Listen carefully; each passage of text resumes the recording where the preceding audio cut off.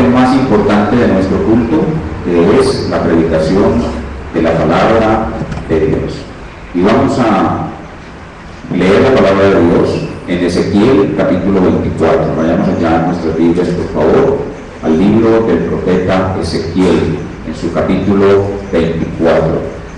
Y vamos a leer los versículos del 15 al 27. Ezequiel 24, del 15 al 27. Libro del profeta Ezequiel, capítulo 24, los versículos del 15 al 17.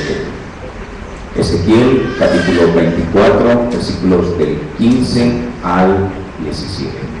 Perdón, al 27. Versículos del 15 al 27. Si ya estamos todos allí, entonces vamos a leer las Sagradas Escrituras. Esta es la palabra de Dios. Vino a mí palabra de Jehová diciendo: Hijo del hombre, he aquí que yo te quito de golpe el deleite de tus ojos. No endeches, ni llores, ni corran tus lágrimas. Reprime el suspirar. No hagas luto de mortuorios. Ata tu turbante sobre ti y pon tus zapatos en tus pies, y no te cubras con rebozo ni comas pan de enlutados. Hablé al pueblo por la mañana, y a la tarde murió mi mujer, y a la mañana hice como me fue mandado. Y me dijo el pueblo: ¿no nos enseñarás qué significan para nosotros estas cosas que haces? Y yo les dije: la palabra de Jehová vino a mí diciendo: di a la casa de Israel, así ha dicho Jehová el Señor: he aquí yo profano mi santuario, la gloria de vuestro poderío, el deseo de vuestros ojos y el deleite de vuestra alma, y vuestros hijos y vuestras hijas que dejasteis caerán a espada. Y haréis de la manera que yo hice: no os cubriréis con rebozo, ni comeréis pan de hombres en luto. Vuestros turbantes estarán sobre vuestras cabezas, y vuestros zapatos en vuestros pies. No endecharéis ni lloraréis, sino que os consumiréis a causa de vuestras maldades, y gemiréis unos con otros. Ezequiel pues os será por señal. Según todas las cosas que él hizo, haréis. Cuando esto ocurra, entonces sabréis que yo soy Jehová el Señor. Y tú, hijo del hombre, el día que tú arrebates de ellos su fortaleza, el gozo de su gloria, el deleite de sus ojos y el anhelo de sus almas, y también sus hijos y sus hijas, ese día vendrá a ti uno que haya escapado para traer noticias. En aquel día se abrirá tu boca para hablar con el fugitivo, y hablarás y no estarás más mudo, y les serás por señal, y sabrán que yo soy Jehová. Vamos a inclinar nuestro rostro y hablar al Señor para que esta palabra de Dios la use profundamente en nuestro corazón. Espíritu Santo, gracias por escribir esta palabra, gracias por el profeta Ezequiel y esta porción de la revelación que nos das a través de él. En esta escritura hay una revelación muy grande de la persona de nuestro altísimo soberano Dios. Nosotros necesitamos desesperadamente esa revelación. Nosotros somos pecadores destrozados, mínimamente restaurados, que necesitamos conocer aún más al Dios soberano. Por eso te rogamos que nos ayudes, no solamente en la lectura de la palabra, sino en la explicación de la palabra y luego en la aplicación de la misma a nuestros días. Reconocemos nuestra incapacidad y nos encomendamos en tus manos, en el nombre del Señor Jesucristo. Amén. Esta mañana yo quisiera introducir el pasaje que acabo de leer con una hermosa poesía que en este momento es un himno que canta la Iglesia Cristiana de habla inglesa. Es una poesía escrita por el famoso poeta inglés, poeta cristiano llamado William Cowper. William Cowper. Él es el autor de algunos de los himnos que nosotros cantamos, como por ejemplo: hay un precioso manantial de sangre de Manuel que purifica cada cual que se sumerge en él. Ese himno es de William Cowper. Y este es uno de sus tantos himnos que no ha sido traducido al español. Entonces voy a presentar una traducción traducción de una poesía suya que se llama La providencia de Dios y que es perfecta para introducir el estudio de este pasaje. Escuchen por favor al gran poeta. Dice así el hermano Cowper: Dios se mueve de una manera misteriosa para llevar a cabo sus maravillas. Planta sus huellas en el mar y cabalga sobre la tormenta. De la profundidad de inescrutables minas, de una habilidad que nunca se equivoca, atesora sus brillantes diseños y lleva a cabo su voluntad soberana. Santos temerosos, cobrad aliento. Las nubes que tanto temen están llenas de misericordia y derramarán bendiciones sobre sus cabezas. No juzgues al Señor con tu débil juicio, sino confía en su gracia.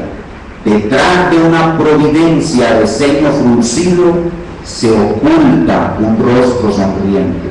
Sus propósitos madurarán rápidamente, desvelándose cada hora. Aunque el capullo tenga un sabor amargo, dulce será la flor. La incredulidad ciega de seguro va a errar y escudriñará su obra en vano. Dios es su propio intérprete y Él lo mostrará claramente. Esta poesía es una expresión inigualable por lo hermosa, por su contenido, de lo que es la doctrina de la santa providencia de nuestro Dios. Y esa doctrina es absolutamente necesaria para nosotros, porque nosotros vivimos en un mundo lleno de tragedias inesperadas. Y para poder soportar esas tragedias inesperadas, necesitamos conocer al Dios soberano y someternos totalmente a Él. Y necesitamos crecer en una confianza absoluta en la soberana providencia de Dios. Y esto para poder mantenernos en la fe, en medio de nuestras tribulaciones y de esa forma misteriosa de Él actuar, nuestra fe decae. Y fuera de eso, Él nos manda a tener aún contentamiento en esas situaciones difíciles. Y sin el conocimiento de ese altísimo soberano y de su misteriosa providencia, jamás podremos permanecer en la fe o tener contentamiento cristiano. Hay muchos pasajes de la Biblia que aportan para que nosotros lo conozcamos como soberano y confiemos en su providencia misteriosa. Por ejemplo, los pasajes más destacados en esta materia son el caso de José en Egipto, el caso de Ruth, el caso de Esther y el caso de Job. Pero este caso que hemos leído y que vamos a estudiar hoy, el caso de Ezequiel, cuando Dios le arrebata de golpe a su esposa, es un pasaje muy particular que nos muestra una faceta muy especial de la forma como ese Dios soberano y misterioso actúa no solamente en el mundo entero, causando cosas importantes, siendo Él el autor de ellas, sino también en la vida privada y particular de su pueblo. Al leer el pasaje, nosotros nos damos cuenta cuál es el asunto esencial de lo que está sucediendo en nuestro pasaje. Se trata del profeta Ezequiel, a quien Dios de golpe le quita a su esposa y le prohíbe manifestar dolor, le prohíbe manifestar luto, y él usa a Ezequiel como una señal para que el pueblo haga lo mismo cuando él también traiga otro duelo, otro luto sobre el pueblo.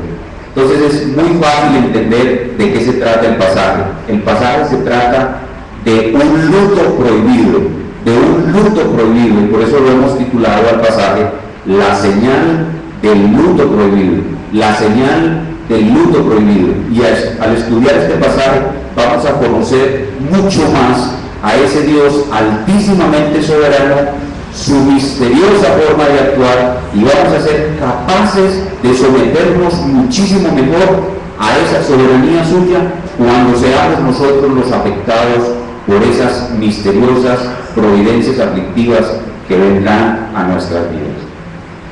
En el pasaje, Dios le prohíbe el luto al profeta Ezequiel y a la nación de Israel en los momentos de dolor. Pero hoy en día Dios no le prohíbe el luto a nadie.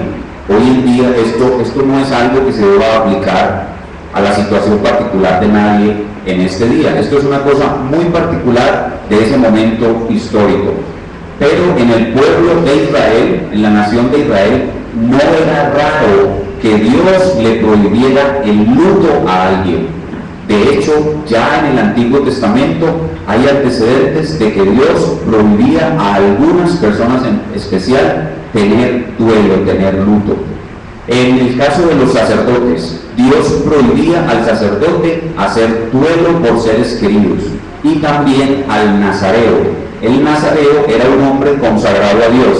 Algunas personas se consagraban de una manera especial a Dios por un tiempo o por toda la vida, y a esas personas Dios también les prohibía el luto. Pero eso no es algo para nosotros hoy. Simplemente lo que vamos a hacer es sacar de esa acción, de esa señal, una enseñanza sobre Dios, sobre Cristo, sobre la soberanía de Dios, su misteriosa providencia y cómo nosotros debemos someternos a ella para poder tener fe y contentamiento cristiano en medio de las pruebas. Para estudiar entonces la señal del luto prohibido, vamos a dividir nuestro pasaje en sus 3 puntos naturales. Este pasaje fácilmente uno se da cuenta de que está dividido en 3 partes. La primera parte es la señal del luto anunciada, en los versículos 15 al 17. La segunda parte es la señal del luto ejecutada, en el versículo 18. Y en tercer lugar, la señal del luto explicada, en los versículos del 19 al 27. Entonces, de la señal del luto prohibido vamos a ver 3 cosas: la señal anunciada, la señal ejecutada y la señal explicada. Pero antes de desarrollar nuestro texto, es muy importante, cada que leemos y estudiamos el Antiguo Testamento, ubicarnos en su contexto. Debemos entender muy bien el contexto histórico en el cual suceden los hechos que hemos leído.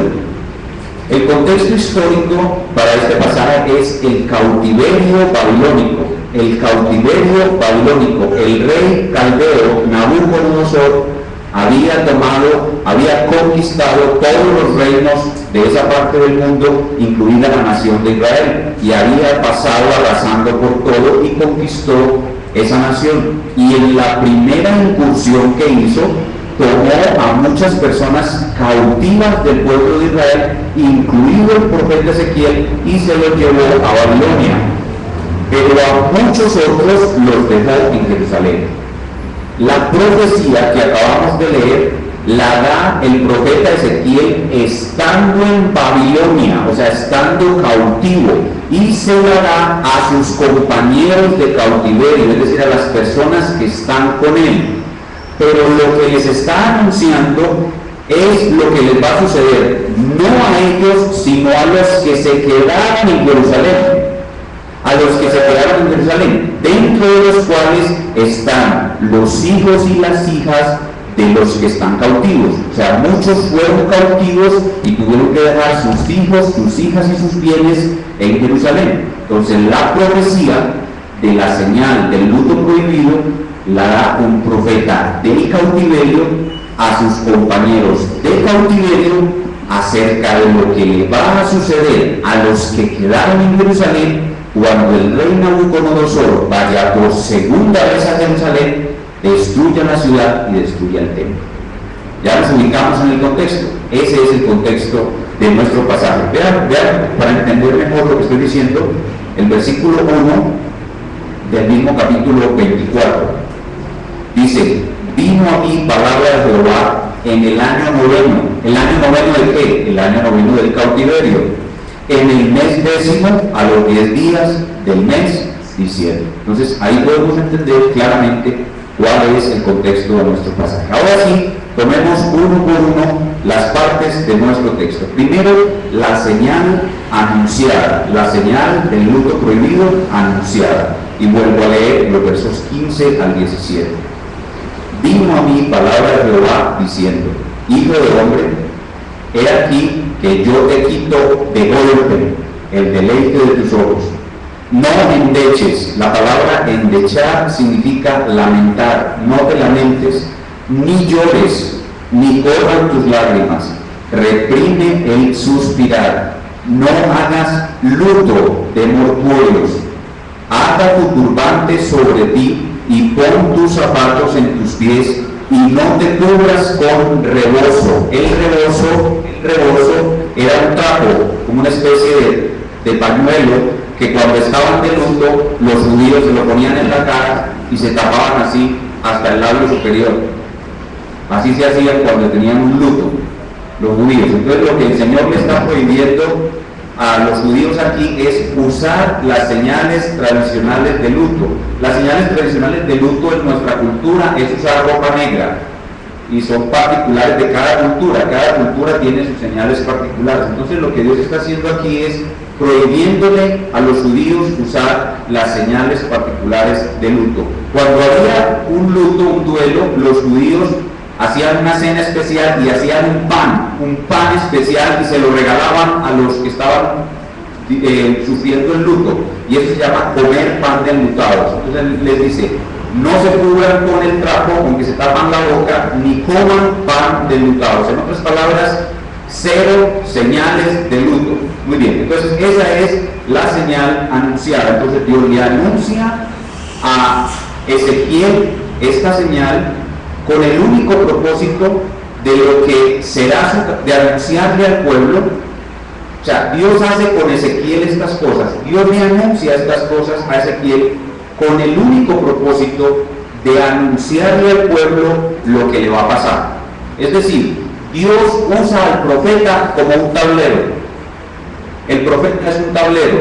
Entonces, Él hace en el profeta lo que va a hacer con el pueblo. El profeta se convierte en un tablero y Dios usa a Ezequiel como un esclavo, como su pertenencia.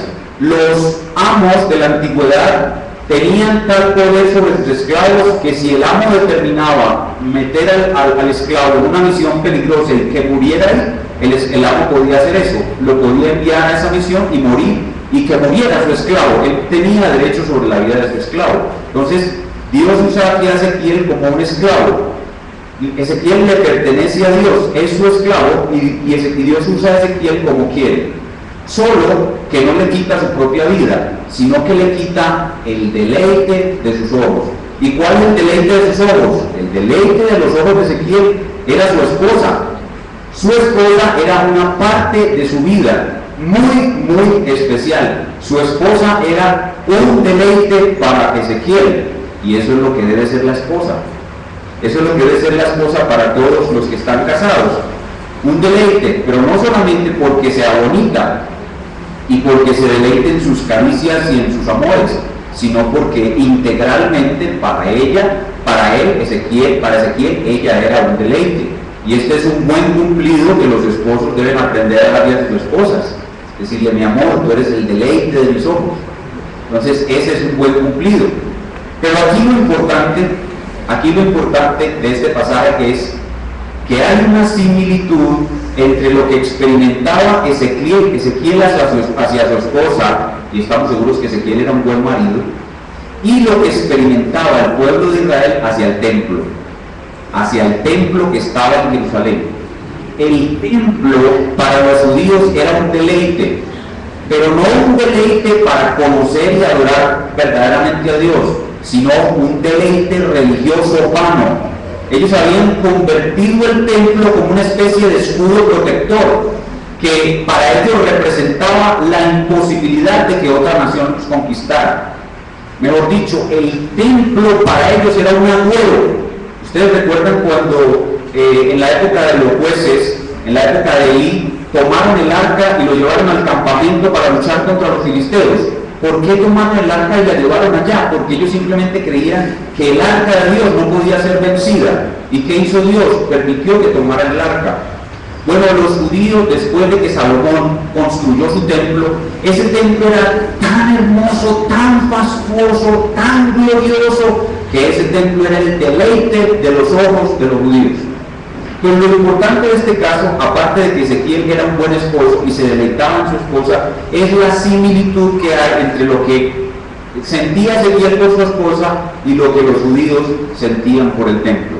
aclarando que no era verdadero amor a Dios, sino un deleite religioso y una confianza vana que les producía ese templo, pensando que Dios nunca permitiría que ese templo fuera destruido y por tanto que ellos fueran invadidos o destruidos.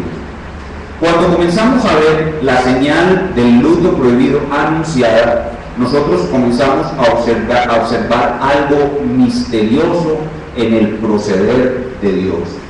El proceder de Dios es misterioso, y cuando vemos a Dios proceder de esta manera, es decir, que sencillamente toma la vida de su siervo y decide quitarle a su esposa con el único propósito de crear una especie de dramatización y enseñarle al pueblo algo, uno empieza a sentir dudas acerca del proceder de Dios. Nuestras almas tienden a pensar mal de Dios. Cuando vemos que Dios hace eso, es como juzgamos a Dios como un tirano esclavista o como un titiritero que maneja a las personas como él quiere. Ezequiel y las personas que no tienen una mente espiritual pudieron pensar algo como esto al ver lo que Dios hace con la esposa de Ezequiel. ¿Es Dios un tirano caprichoso que juega con mi felicidad como él quiere? ¿Me quita mi esposa tan solo para dar un anuncio de un castigo a una gente mala que él va a castigar?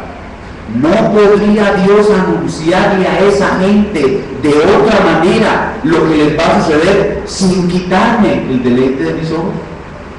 Entonces, nuestra mente incrédula, la mente de las personas que no conocen a Dios y la mente de los cristianos inmaduros que ignoran al Altísimo Soberano, su misteriosa providencia y su proceder, pensarán de Dios mal cuando vengan estas providencias repentinas y misteriosas. Pero nosotros hoy vamos a aprender cómo debemos pensar acerca de Dios cuando estas cosas dolorosas nos vengan. Esto es lo que tiene que ver con la señal del luto anunciada. Ahora veamos la señal del luto ejecutada, del versículo 18. Dice: hablé al pueblo por la mañana y a la tarde murió mi mujer, y a la mañana hice como me fue mandado. La señal del luto ejecutada se ejecuta en dos fases. La primera fase es que Dios cumple lo que anunció, o sea, Dios hace su parte. ¿Cuál es la parte de Dios? O que la vida de la esposa de Ezequiel es quitada de golpe, así, de una.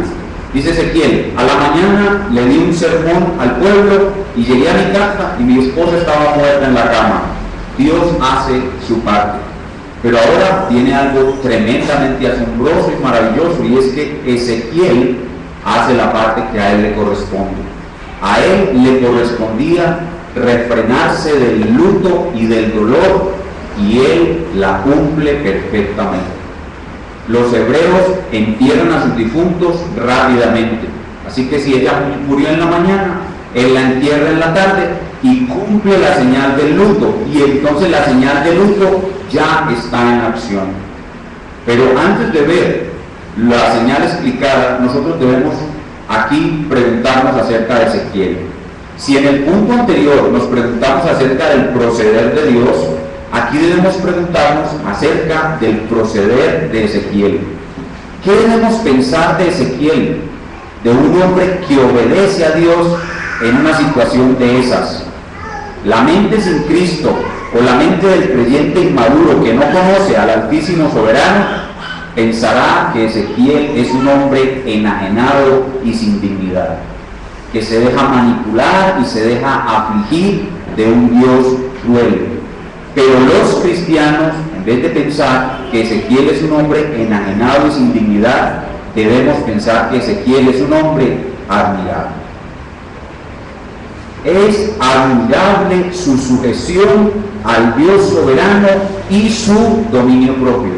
Es admirable su sujeción al Dios soberano y su dominio propio. Y lo que nosotros vemos cuando Ezequiel obedece de esta manera es que su esposa ciertamente era el deleite de sus ojos, pero su esposa no era su supremo deleite. Amén. Amén, amén.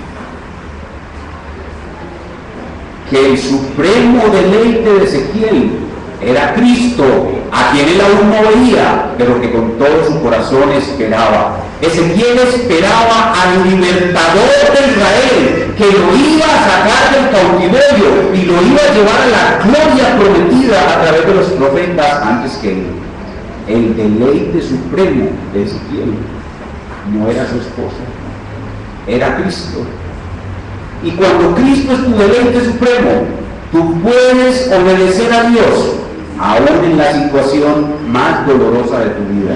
Puedes someterte a su suprema soberanía y a su dolorosa providencia sin entender nada y sin replicar nada y sin reprochar nada. Ezequiel no le reprochó nada a Dios, simplemente agachó su cabeza y obedeció. Y en ese sentido Ezequiel es un hombre admirable. Y esa es la señal del luto ejecutada. Pero el versículo 19 nos provoca nuestro tercer punto. Cuando los judíos ven la señal ejecutada y a Ezequiel obedeciendo, le dicen: y me dijo el pueblo, ¿no nos enseñarás qué significa para nosotros estas cosas que haces? Y eso nos lleva a nuestro tercer punto, la señal del luto explicada, que está entre los versículos 19, ya lo leí, hasta el 27. Entonces, lo que hace ahora Dios es explicarle al pueblo lo que les está anunciando por medio de la señal. Y la explicación realmente no la da Ezequiel, sino que la da Dios mismo. Observen lo que dice el verso 10.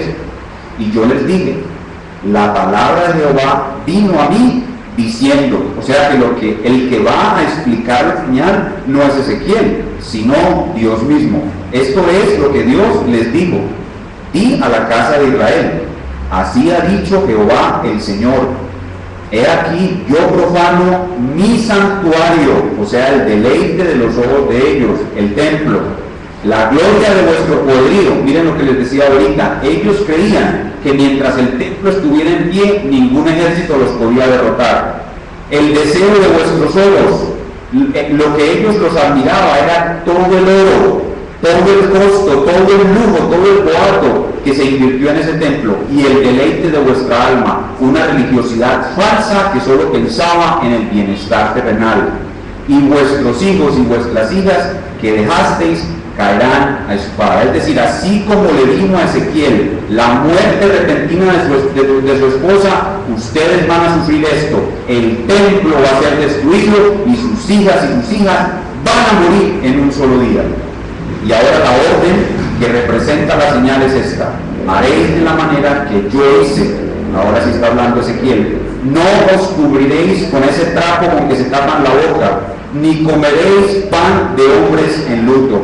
Vuestros turbantes estarán sobre vuestras cabezas y vuestros zapatos en vuestros pies. No lamentaréis ni lloraréis, sino que, y aquí está la esencia de la señal, os consumiréis a causa de vuestras maldades y gemiréis unos contra otros.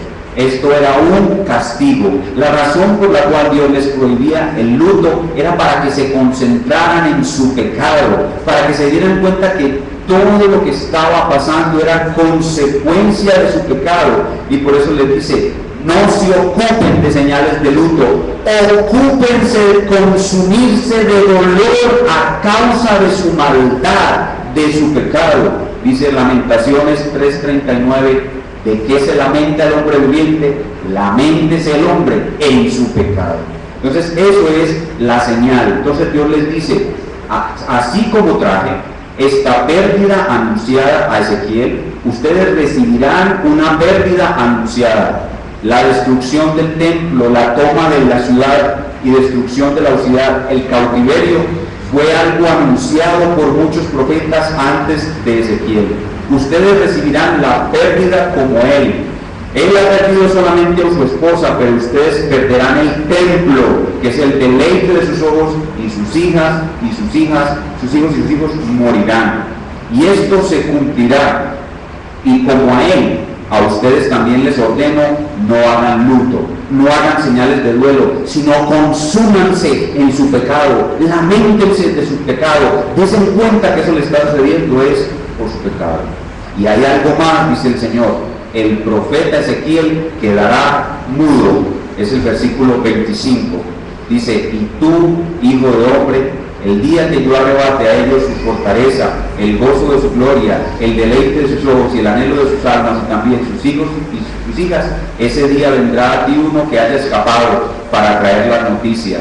En aquel día se abrirá tu boca para hablar con el fugitivo y hablarás y no estarás más mudo y le serás por señal y sabrán que yo soy Jehová. Entonces, harían señales inequívocas de la ira de Dios contra su pecado y ellos debían de consumirse a causa de su pecado y llegar al arrepentimiento, al verdadero arrepentimiento. Esa es la señal explicada, pero lo más tremendo de todo esto es que estas personas, las que vivieron todo esto, tanto las que estaban en Babilonia, que recibieron esta señal y sufrieron el dolor de recibir la noticia de que Jerusalén había sido invadida por Nabucodonosor, el templo había sido destruido y sus hijos habían muerto en el ataque, las personas que recibieron la noticia no se convirtieron, ni las personas en Jerusalén que recibieron el ataque y vieron todo el destrozo y la muerte que causó Nabucodonosor,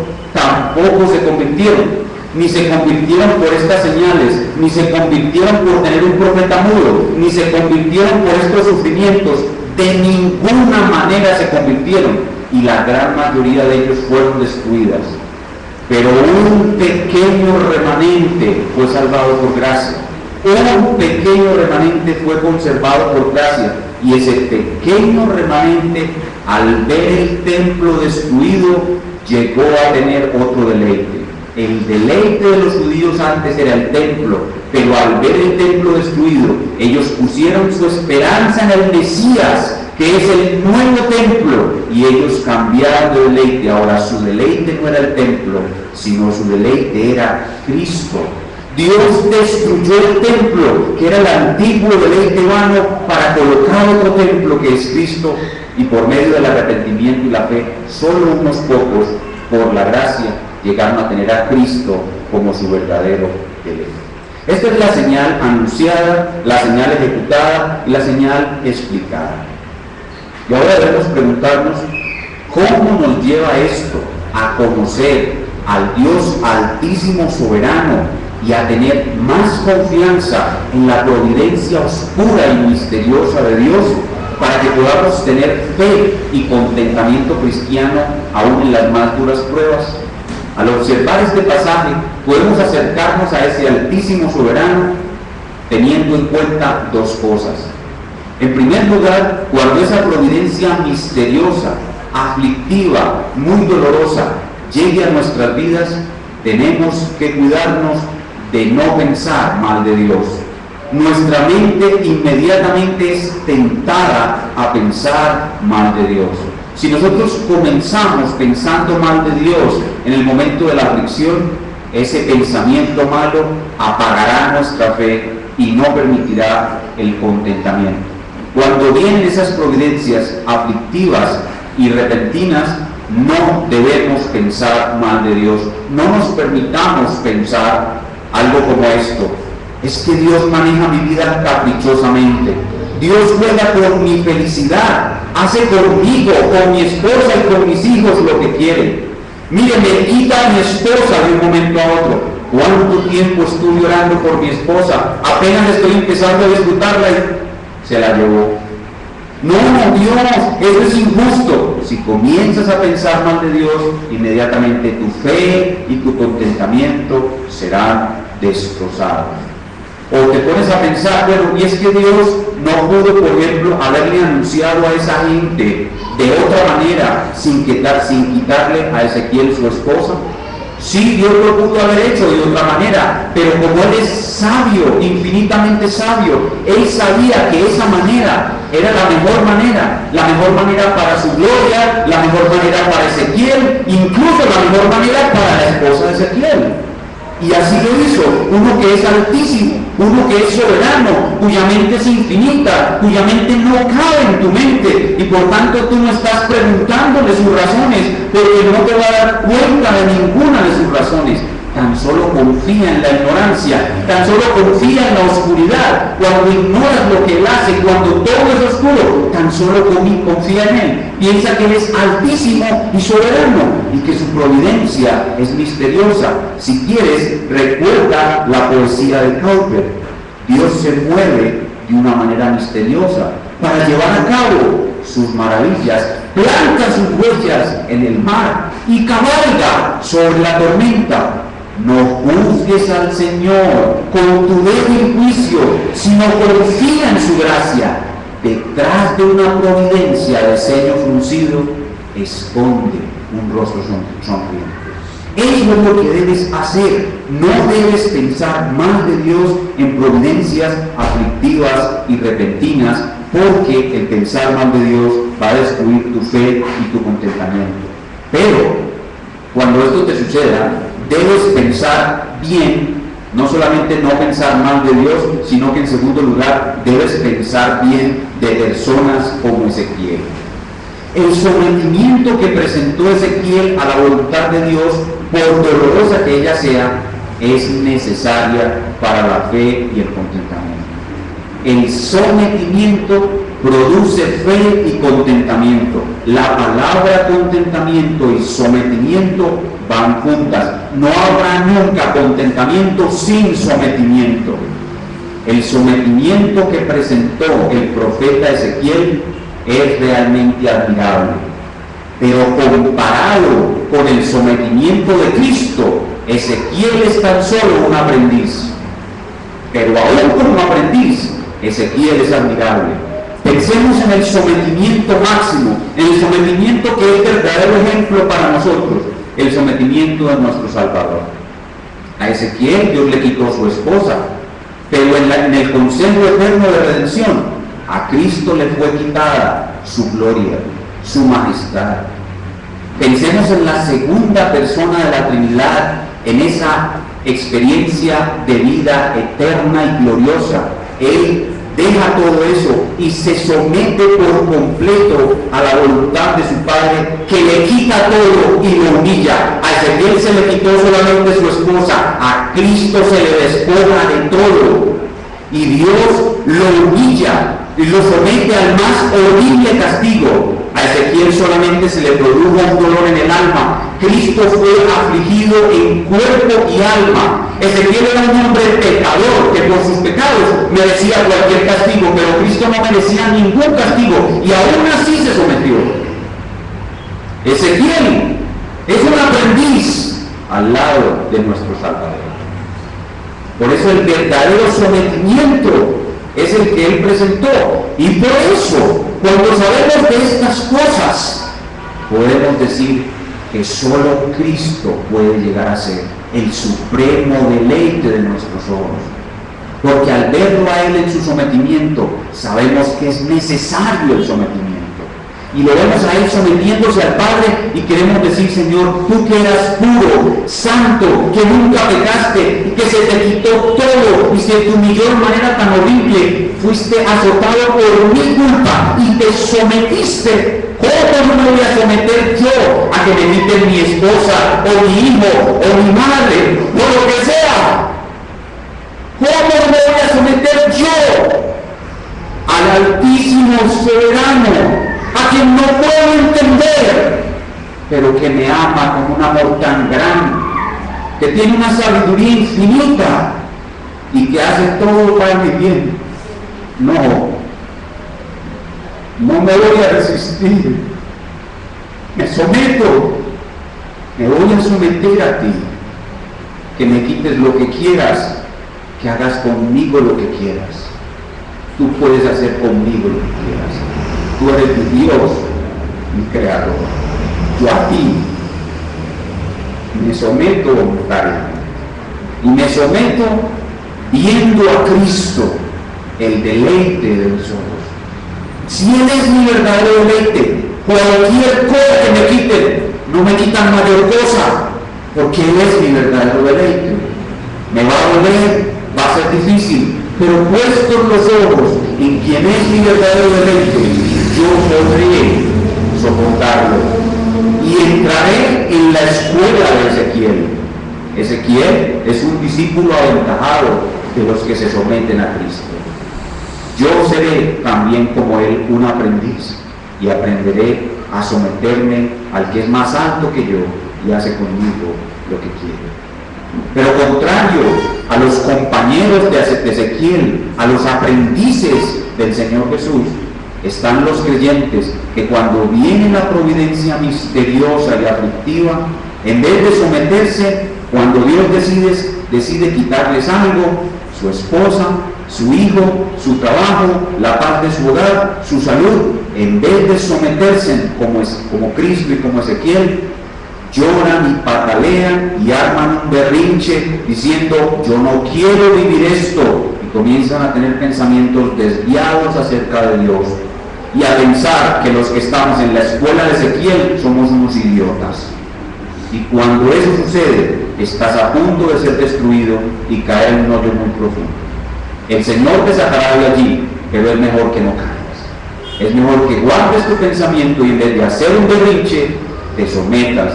Yo te invito a que en el año 2012 nos matriculemos todos en la escuela de Ezequiel. Ahí vamos a estar seguros, hermanos, en la escuela de Ezequiel, la escuela del sometimiento, en la cual Cristo es el principal maestro. ¿Qué hemos aprendido en el día de hoy al observar la señal del luto prohibido anunciada, ejecutada y explicada? Lo que hemos aprendido lo podemos resumir en lo siguiente. Primero, que Dios es altísimamente soberano y que yo debo aprender a verle con tal poder, con tal soberanía, para poder mantenerme en las tormentas y tener contentamiento. Sin un conocimiento más profundo de ese Dios soberano que actúa misteriosamente, jamás podré tener fe o contentamiento en la tormenta.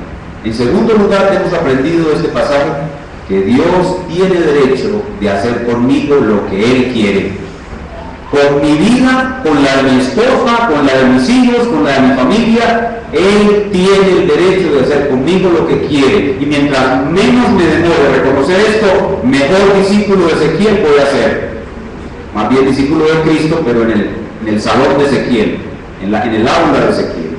En tercer lugar, yo tengo que seguir el ejemplo de absoluta sumisión de Cristo y de otros discípulos como Ezequiel, y voy a tener a Cristo como el deleite de mis ojos y voy a triunfar en las providencias oscuras. Y en cuarto lugar, este pasaje nos muestra la realidad horrible de la naturaleza humana sin Cristo, que ni con señales, ni con profetas, ni con destrucción del templo, ni con la muerte de sus familiares, el hombre en su maldad se convierte. El hombre no puede convertirse por sí mismo, está totalmente incapacitado, y sin una obra de la gracia de Dios, el hombre no puede salir de su oscuridad e incapacidad y que Cristo llegue a ser verdaderamente el deleite. Eso es lo que hemos aprendido en el día de hoy. Y ahora, para terminar, nos queda simplemente sacar el arco, las flechas y empezar a clavárselas a cada uno de ustedes, ahora tomando este pasaje y aplicándolo directamente a sus vidas. Y voy a hacerlo por medio de preguntas. Voy a preguntarte primero a los que ya somos creyentes, queridos hermanos. ¿Puedes decir tú que conoces al Dios altísimo soberano? ¿Has considerado la altura de su soberanía a tal punto que has reconocido que Él puede hacer contigo lo que Él quiera? ¿Estás tú consciente del Dios que tú adoras? ¿De que Él es así? En otras iglesias están enseñando a los creyentes que Dios es amor, amor arriba, amor abajo, amor a la derecha, amor a la izquierda, y que Dios dice que no te toca un pelo para hacerte daño. Eso es mentira. El Dios soberano hace con tu vida lo que Él quiere y te va a traer mucha aflicción. ¿Estás consciente de que Él es así? ¿Lo conoces como realmente es? Si no lo conoces, al escuchar lo que te predicamos en este púlpito, vas a adquirir una información real sobre lo que Él es. Luego, cuando te vayas de aquí, vas a vivir experiencias que se van a montar con esa información, y la oración que tú haces y otros hacemos por ti te van a permitir conocer a ese Dios altísimamente soberano, y vas a comenzar a aprender a vivir bajo la sombra de un Dios soberano. Eso es un gran privilegio. No solamente vivir conociendo a un Dios que te salva en Cristo, sino a un Dios que es total y altísimamente soberano, que hace contigo lo que Él quiere, y con el mundo lo que Él quiere, y con un país lo que Él quiere, y con una ciudad lo que Él quiere. Hermanos, hoy estamos aquí, pero mañana esta ciudad puede desaparecer del mapa. Ese es el Dios soberano. ¿Lo conoces? ¿Te gusta ese Dios? Eso es lo que tienes que comenzar a preguntar. Para que puedas sostenerte en un mundo de tanta calamidad, debes conocerlo como el Altísimo Soberano. Pero en segundo lugar, la segunda pregunta es más difícil todavía. ¿Estás dispuesto a que Él haga lo que Él quiera con tu vida? ¿Estás dispuesto de verdad? ¿Estás dispuesto a que Él te quite el deleite de tus ojos? De paso, ¿cuál es el deleite de tus ojos? Tu hijo, tu hijito. Qué hermosa es, cierto. Es el deleite de tus ojos. Y de verdad que en este momento, mientras me estás escuchando, los padres de familia que tienen niños tan hermosos, lo tienes cargado y lo estás viendo, y no es cierto que te espanta la idea de que el Altísimo Soberano te lo pueda quitar. Te lo puede quitar en cualquier momento, porque Él es el Altísimo Soberano. ¿Estás dispuesto? ¿Estás dispuesto a que Él te quite lo que quieras? Lo que Él quiera, el deleite de tus ojos. Debes estar dispuesto. ¿Cómo vas a adquirir eso, pastor? ¿Cómo puedo yo desprenderme de tal manera? Escucha de nuevo la fórmula: información, experiencias y oración. Información, experiencias y oración.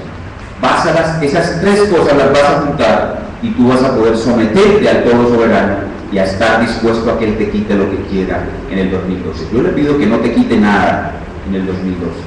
Y yo oro por ustedes todos los días, créanme. Pero Él nos va a quitar cosas. Tenemos que estar dispuestos a someternos ahora a Él. Finalmente, la pregunta central de todo es: ¿quién es el deleite de tus ojos? El deleite de tus ojos debe ser Cristo. Y en este púlpito siempre te predicamos a Cristo para que Cristo sea el deleite de tus ojos, pero tú tienes que hacer más que venir aquí. Buscarlo en tu oración, buscarlo en tu vida privada, hasta que Él llegue a ser el deleite de tus ojos. Cuando estés en la profunda aflicción, si Cristo es el deleite de tus ojos, te vas a someter como Él se sometió, y vas a seguir siendo un compañero, un buen compañero de ese día. Y nosotros oraremos diciendo: Señor, danos un profundo pensamiento sobre tu obrar soberano, y una profunda capacidad, un alto nivel de someternos a ese Altísimo Soberano. Y a los amigos que nos visitan, las personas que están visitándonos, que están hoy aquí por primera vez, las cosas que hemos compartido hoy no son leche, no son bebida para niños, comida para niños. Lo que hemos visto hoy aquí es vianda, difícil de digerir. Y nuestros amigos que están aquí sin Cristo pueden estar pensando en este momento: uy, yo más bien como que no vuelvo aquí. El Dios que predican aquí es muy cruel. ¿Cómo así que coge mi vida y hace con ella lo que Él quiere? Amigos, si tú estás pensando así, te voy a explicar qué está pasando en tu mente en este momento. Tú estás fabricando otro Dios. Estás construyendo otro Dios. Y estás cometiendo un doble pecado. No solamente estás blasfemando al Dios vivo y verdadero, negándote a reconocer cómo Él se ha revelado, sino que estás cayendo en el pecado de la idolatría, porque estás construyendo otro Dios. La gente que está afuera quiere escuchar de un Dios que es inofensivo, un Dios mansito, un Dios que es como un león hueco. Pero el Dios de la Biblia no es un león hueco, es un león que ruge y con mucha fuerza, y es un león que hace lo que quiere. Si tú quieres pertenecer a la iglesia del león hueco, bueno, lo vuelva por aquí. Pero si quiere conocer al Dios vivo y verdadero, arrepiéntase de querer fabricar su propio Dios y sométase usted también a la revelación escrita, que el Dios vivo y verdadero es soberano y hace con su criatura lo que Él quiere, y solo hay un camino para reconciliarse con Él, que es su Hijo Cristo, el que se sometió en todo al soberano y pagó por los pecados de muchos. Y tú, además de tu incredulidad, idolatría y blasfemia, tienes muchos otros pecados por los cuales ser condenados. Pero si en este instante te arrepientes de todos ellos y vienes a Cristo y le pides perdón, Señor, ten misericordia de mí, como cuando el verdugo está a punto de decapitarte con su hacha, y tú te inclinas hacia Él con tu mirada y le dices, perdóname la vida, Él te la perdonará y te salvará por completo y te restaurará, y no solamente dejarás de ser su enemigo, sino que serás su hijo amado, y entrarás a la verdadera Jerusalén, donde no se necesita templo, porque Dios mismo será el templo, y allí moraremos sin peligro alguno, y se acabarán las aflicciones, se acabará el dolor, no habrá más tribulación, no habrá providencia misteriosa. Amigo, ¿rechazarás esta oferta? ¿Rechazarás esta invitación? Ven a Cristo, como dice el gran poeta, aunque el botón, aunque el capullo sea amargo, dice, sus propósitos madurarán rápidamente, desvelándose cada hora. Aunque el capullo tenga un sabor amargo, dulce será la flor. ¿Rechazarás eso? ¿Prefieres vivir sin tener quien te proteja en un mundo atestado de calamidades y sufrimientos repentinos? ¿O vas a venir a este altísimo, soberano Salvador, que aunque aflige sana, aunque aflige protege, aunque aflige sostiene, libera, perdona y salva? ¿Lo rechazarás una vez más? No, mi amigo, ven a Cristo ahora. Él está con los brazos abiertos, invitándote a vernos. Y a los demás, a los que ya estamos en Él, digámosle, Señor, danos un profundo pensamiento acerca de tu ser y tu obrar soberano, y un alto nivel de sujeción, que imitemos a nuestro Salvador, sometiéndonos a todo lo que tú haces, y seamos compañeros en esta vida y en la otra del gran profeta Ezequiel. Vamos a ponernos de pie y a terminar la oración.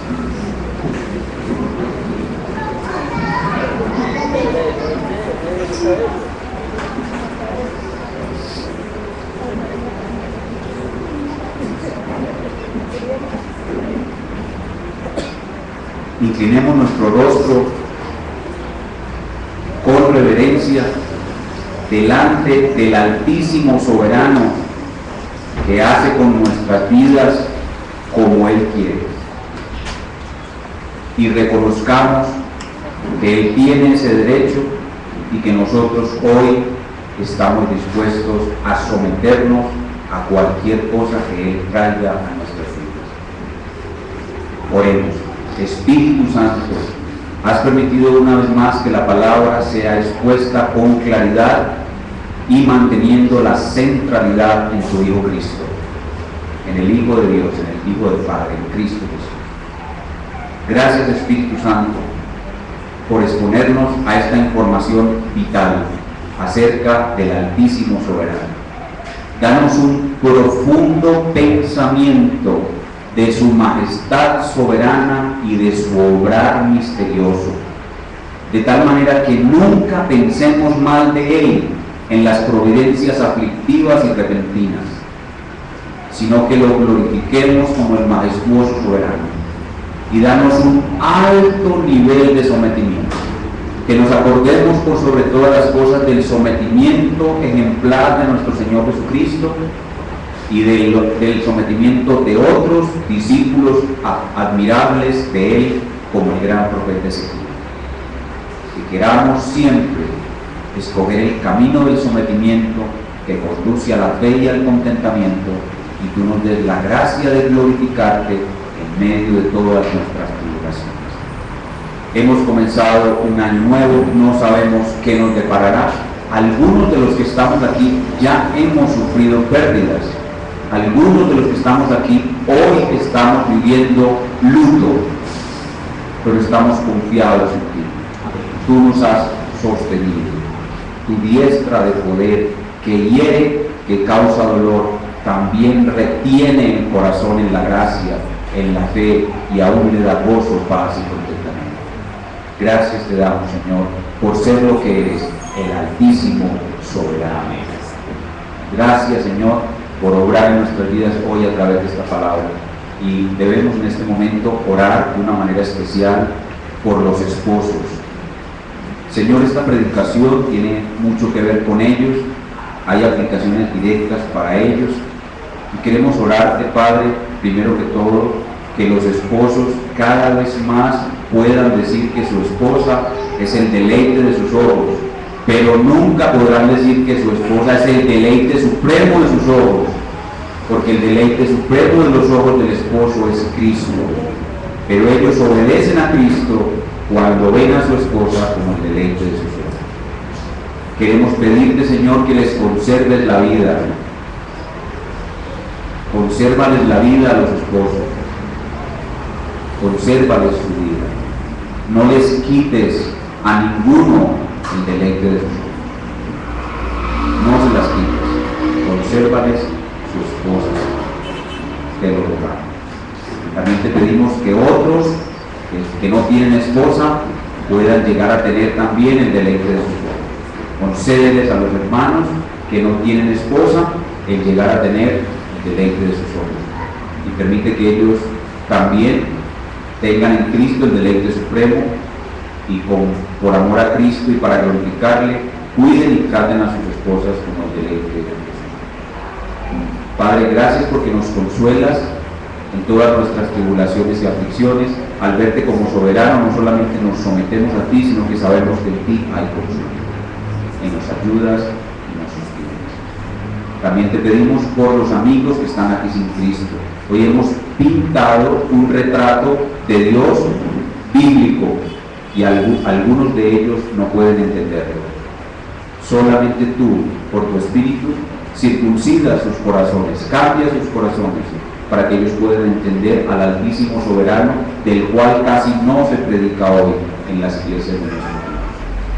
Un Dios soberano en todo, aún en la salvación de los pecadores. Gracias, pues, Padre, porque también de ellos tienes misericordia y les bendices por tu preciosa salvación. Ahora, Señor, queremos cantar una canción de sometimiento. Queremos cantar una canción de sometimiento, y con esa canción hacer una oración pidiéndote que en el año 2012 nos concedas más sometimiento a tu voluntad, a tu providencia misteriosa, que podamos decir como el profeta, como el poeta: no juzgues al Señor por tu débil juicio, sino confía en su gracia. Detrás de una providencia de ceño fruncido se esconde un rostro sonriente. Podamos creer en ese Dios soberano y confiar en Él aunque la vida duela, y por eso cantando declaramos: haz lo que quieras de mí, Señor. Vamos a cantar ese himno, hermanos, por favor. El himno número 3, creo que es el 374.